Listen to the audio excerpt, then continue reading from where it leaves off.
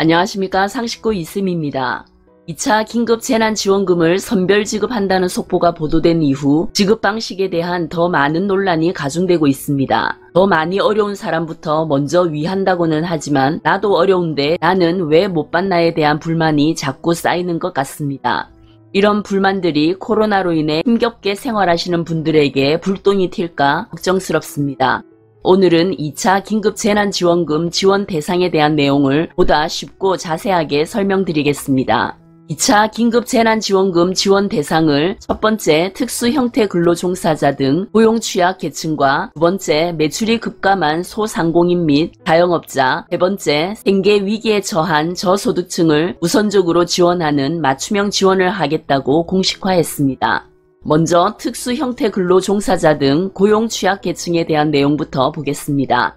코로나19 재확산으로 소득이나 매출 급감으로 피해를 입은 특수형태 근로종사자와 프리랜서 등 고용취약계층에 2차 긴급고용안정지원금을 지급한다고 합니다.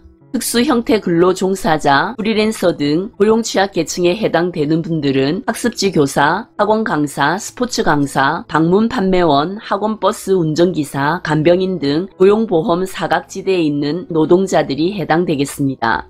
1차 때 지급된 특수형태 근로종사자, 프리랜서 등 예시를 보면 표와 같습니다. 참고하시기 바랍니다. 특수형태 근로종사자 등 고용취약계층에 대한 지급 방식이 코로나19 재확산으로 소득이 급감한 자를 대상으로 선별 지급한다고 합니다. 지원금은 1차 때는 1인당 150만원을 지급했었는데요. 2차 때는 최대 200만원 안팎의 긴급지원금을 지급할 계획이라고 합니다. 정부는 이번 추경 편성 자금 중에 가장 많은 부분을 고용취약계층에 투입할 예정이며 4차 추경안이 통과되면 추석 전에 지급할 계획이라고 합니다. 다음은 매출이 급감한 소상공인, 자영업자에 대한 내용입니다. 최근 사회적 거리두기 2.5단계 실시로 실제 영업피해를 입은 소상공인 및 자영업자가 대상입니다. 코로나19 재확산 방지를 위해 영업을 금지한 만큼 손실의 일정 부분을 보상해주는 성격이라고 합니다. 지원 대상은 사회적 거리두기 2.5단계 격상으로 집합금지 12개 고위험 시설 중 일부 업종이 우선 지원 대상이 될 것이라고 합니다.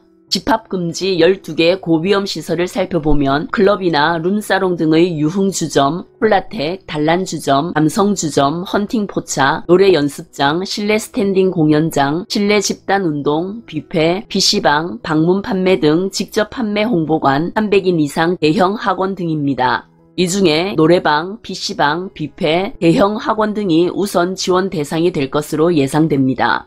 지급 방식은 매출 급감 정도에 따라 차등 지급 방식으로 지급할 예정이라고 합니다. 최근 신용카드 매출 감소폭에 따라 등급을 정해서 지원금을 지급할 계획이라고 합니다. 등급에 따라서 지원 금액이 달라질 것 같습니다. 현재 논의되고 있는 지원 금액은 100만원 이상 현금으로 지급될 계획이라고 하는데요. 아직 확실한 것은 아닙니다. 세부 내용이 금주 중으로 확정 발표된다고 하니 조금 지켜봐야 될 것 같습니다.